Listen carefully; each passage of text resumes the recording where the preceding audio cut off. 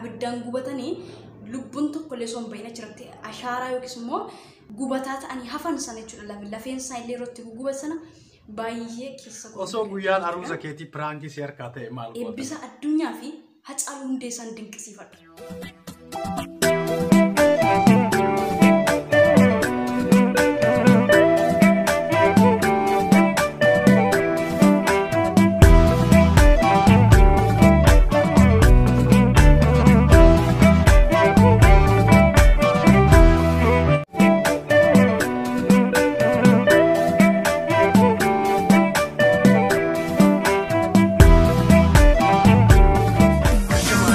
ilmaan Oromoo addunyaa kanarratti argamtan hundi keessan warri afaan Oromoo dhageettan kan afaan Oromoo irraa waa barachuu fi hubachuu dandeettan hundi keessanuu bakkuma jirtanitti nageenyi koo kan kabajaa isin haadha qabuun isiniin jedhaan Profeesar Mubaarak Baaleeti.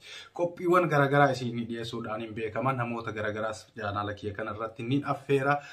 Har'a nama yeroo sadaffaadhaaf chaanala kiyya kanarratti affeeree yaamicha kiyya kabajjee affeerraa kiyya fudhattee mana kiyya irratti yeroo lammaffaa yeroo sadaffaadhaaf dhiyaachuu keetiif hedduu galatoomin siin jedha. Gara isaanii Ashama harka fuunee hordoftoonni Mubee 430 jalatti kan argamtan hunduma keessaniif akkam jirtu nagaadhamti.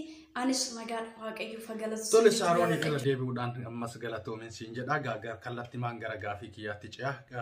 Ilmi namaa addunyaa tanarra yeroo jiraatu waa lamatu isa mudata. Kuni beekamaadha gammachuu fi gadda. Mee Saaroonii akka Saarooniititti guyyaan ati gaddite gaafni gaddi onnee keetti cabse kan yoomuu onnee kee keessaa hin baane. Guyyoota ani gaddee addunyaa kanarra guyyoota lamatu jira jechuudha. Guyyoota lamanis immoo baay'ee humna kootiin ol kanan gadde jechuudha. Gadda fakkeenyaaf namni hin gadda garuu baay'ee humna koo ol kan natti ta'e garuu guyyoota lamadha jechuudha. Dhuguma jedhee amanus waan rakkisee fi sanarra garuu baay'ee kan na gaddisan guyyoota lamadha. Innis immoo jechuudha guyyoonni jalqaba guyyoota obboloonni keenya xiyyaaraan Bishooftutti dhuman abiddaan gubatanii lubbuun tokko illee son bayina jirti ashaaraa yookiis immoo gubataa ta'anii hafan sana jechuudha lafeen isaa illee irratti gubatana baay'ee keessa kootu na gaddee jechuudha. Dhugaadha dubbachuun nama saalfachiisas namatti dhaga'ama jechuudha. Guyyaa sana baay'een gaddee guyyaa lammaffaa immoo jechuudha abjuu fi abjuu keessa nama hin jiru kan na fakkeesse immoo gaddi lammataa immoo jechuudha guyyaa obboleessi keenya jaallatamaa fi kabajamaan jechuudha. Akka dingataatti gadheen nu harkaa nyaatte sanadha kanan baay'ee gadde. Innis immoo obboleessi keenya jaallatamaa kabajamaa artistii Hacaaluu Hundeessaadha jechuudha. Interviyuu isaa dhaggeeffannetti gammannee osoo nuti guyyaa lama sadillee ija sadii bineen argin nu jala sareen karaatti nyaatte yeroo sanas baay'een gadde. Abjuunatti fakkaata hanga guyyaa Saaroonii gara fuulduraatti jireenya akkamii jiraachuu feeta? Jireenya fuuldura kee jireenya akkamii osoo siif ta'e hawwitamee ani jalqabarratti jireenyaan gara fuulduraatti jiraachuu barbaadu jechuudha. Hawwii koo kaleessa kaaseen kan na duukaa ture jechuudha. Tokkoffaa jireenya ana gammachiisu osoo hin taane jireenya uumaa kiyya na gammachiisu jiraachuudha. Kan lammataa immoo waan na barbaachisu tokko hanga isaatti qofa. Hanga isaatti hanga anaan na barbaachisu qofatti malee naan ol taanas jammarriyyuu jechuudha uumaa kiyya dagachuu nan danda'a baduu danda'a jechuudha. Kanaaf iyyuutti jiraachuu beekeen jiraadhu yoon ta'e jechuudha. Hamma naga'u qofaanii jiraachuun barbaada jireenyuma giddu galeessa baay'ee bareeda. Saaroonii ammas gaafii biroon siif qaba. Gaafiin kiyya maa inni addunyaa kanarratti namoota lubbuun hin jirre keessaa eebbisa addunyaa fi Hacaaluu Hundeessaan dinqisiifadha. Baay'een dinqisiifadha jechuudha. Kan lubbuun jiran keessaa garuu Waaqoo Geetaachoo dinqisiifadha jechuudha. Waaqoo Geetaachoo koomeedii yookiis immoo egeree miidiyaa irratti nama hojjetu qaboo yookiis immoo qaboodha maqaan ittiin hojjetu maqaan normaal isaa Waaqoo Geetaachoodha jechuudha. Kan baay'ee dinqisiifadha jechuudha. Sooshaal miidiyaa kanarratti torbee kana waa'een saasaa malee jira jechuudha. Kitaaba mirga ajjeesuu jedhanii qabatee asumatti koomedii Waaqoo Geetaachoo anis hedduun dinqisiifadha. Garuu asirratti wanni ifan gootu mee maaliif dinqisiifachuu dandeenya? Nama abbaasaa maatii isa gargar battansee keessattuu abbaasaa hudhee ajjeese sana booddee immoo beenzilatti firfirsee abbaasaa gubee sana inni immoo deemee dhaqee akkas ofiisaa balleessetti mana hidhaatti yakki isaan raawwatan kun badiidha gaarii hin goone jedhee gorsee erga gorsee booddee deebi'e immoo dhiifama gaafachuunsa qooda isaanii qaboo yookiis immoo waaqa geetaachoo dhiifama gaafatan inni garuu isaaniin dhiifama gaafate deebi'ee immoo balleessaan sun gaarii akka hin taane kana gochuusa baay'ee dinqisiifadha jechuudha. Nama abbaa kee nama waanumatti kafanuma kee gubeyyuu hangam akkasitti dhaga'amu beeka. Inni garuu nama abbaa isaa beenzilaa irraa farrafeetti gube maatii isaanii obbolaa obboleettii isaanii akkuma kana haadha isaallee mana ari'ee manatti gubee guyyaa tokkotti barbadeessisan inni garuu dhiifama gaafate balleessaa itti muusanii baay'ina dinqisiifachaa Biyyoota addunyaa tanarraa jireenyaaf biyya kam filatta? Carraa biyya feete deemtee jiraachuudhaaf osoo siif kenname biyya kam deemtee jiraachuu? Jalqabaa akkuma beekamu Oromiyaadhaa alatti filadhu. Garuu filadhu erga naan jettee jechuudha. Itoophiyaan yookiis immoo Oromiyaan alatti biyyoota ani jaalladhu biyyoota lamadha jechuudha.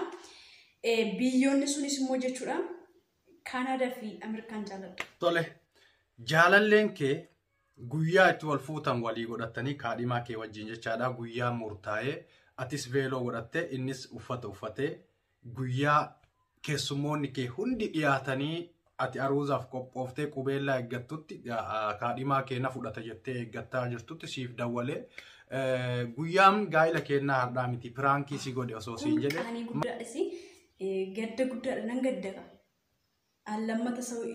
Lammata iyyuu ija isaa arguun fedhu malee erga isa iyyuu beelloo kaadhee keessummoonni dhufanii maatiin koo kan beeku biyyi kan beeku ollaan kan beeku inni garuu kan narratti hojjete ara inni anaaf jaalallee koo yookiis immoo os jaalallee koo osoo hin taane kun anaaf diina kiyyadha. Akkamitti guyyaa gammachuu kiyya booressare guyyaa gammachuu kiyya waan ta'eef ani lammata ija isaa iyyuu arguu natti fakkaatu malee simmeetii yeroo isaan natti dhaga'amu baay'een gadda. Dhugaa an gaddeenna nama kiyya keetti yookiin jecha hama baasu yookiin immoo boo'uudha jechuudha waan ta'eef humnaa oli kanan gaddu jechuudha. Waan an godhuun qabu kasilattu hafee mitiree hin beeku boolli na liqimsu samiin na liqimsu gaa akkan ta'u garuu jechuudha. Naaf immoo hin godhii waan akka kanaa jechuudha malee dursi natti mul'ee qaba malee kun qaanii guddaadha malee qaaniidha waan ta'eef deebi'ee garuu ija isaa arguun baru fedhu kan diina kiyya naaf ta'a taanaan haa godhu garuu. Tole, gaafiiwwan hanga ammaatti si gaafadheef deebii ajaa'ibaa naa kennu jirta. Gaafii tokkoon siif dabala ammas jechaadha. Osoo carraa mootummaa Itoophiyaa ta'uudhaaf guyyaa tokkoof hayyama argatte guyyaa tokkoof biyyattii san bulchisiin jedhamee hayyamni siif kenname carraan guyyaa tokkoo siif kenname sa'a 24 jechuudha.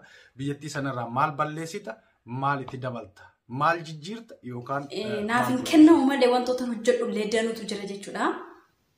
Mootummaa Itoophiyaa waan godhin malee waaqayyo maaliif sitti fakkaate osoo naaf kenname isa dhiiga akka jawweetti dhiiga dhalootaa akkan barbaade gooyisu san aangoorraan darbadhan ture deemeeqee ture jechuudha. Naaf hin kennamu malee jechuudha. Aangoorraan darbadhee man'ee isaanii fi ijaarsa isaaniin gadan diiga ture. Gadiigee haadha hiyyeessaa obboleessaa fi obboleettii koo warra ba'anii galuu sodaatan sana mirgaan akka isaan jiraatan akka isaan falmachuu danda'anii lafa isaaniirra maatii isaaniirra jireenya isaaniirra akka isaan jiraatanii fi isaaniif walabummaan labsa ture. Haadha hiyyeessaa gadi baatee wal gahuudhaaf yaaddoo taate akka ishee yaaddoo ishee dagattuun godha ture. Warra wal ijaaranii aangoo abbaa irreeti jedhanii jechuudha. Lammii koo gidirsan sana immoo jechuudha. Osoo naa danda'ame dhidhiiteen gadi yaasa'u ture. Silaa dhidhiiteen gadi yaasu ture. Bilisummaa silaa saba koodhaaf hin kennas hangafa iddoo olaanaa jedhe. Silaa anis gaafa san aangoo wayii waa xiqqoo isii bocoqnatti gochuun ooltu kan maaliif anis saba keetii mire. Hundaafuu gaafii birootiin dabra. Saaroonii jaalala moo mallaqatu bitta? Bituu hin danda'u. Jaalalaan garuu na bittaana. Jaalalas na bittaa. Amala kiyya keessattis ta'an nama jaalladhe tokko taanaan buusuun natti hin tolu jechuudha. Yookiin fakkeenyaaf amma namni haala laalee yeroo laalee wal buusamti isa kanan beeku jechuudha. Kanuma kana keessatti jaalalaa yoo ta'e malee maallaqaan na bituu hin dandeessu. Maallaqaaf tasayyuu hin bitamu jechuudha.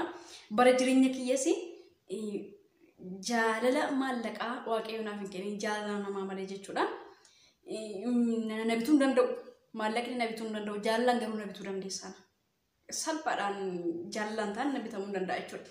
Hedduu galatoomii onneerraan si galateeffadha. Mana kiyyatti yeroo sadaffaadhaaf deebitee gaafiif deebii na wajjin goote yeroo kee aarsaa gootee na wajjin turuu keetiif ammas irra deebi'ee maqaa kiyyaa fi maqaa dhaggeeffattoota kiyyaatiin si galateeffadha. Dhumarratti wanti jettu yoo jiraate dhaamsi dabarsitu yoo jiraate dhaamsa kee dabarfadhu. Anaa wajjin gaafiif deebii qabnu asumarratti xumurra gara dhumarratti wanta jettu yoo qabaatte dhaamsa kee kaayadhu.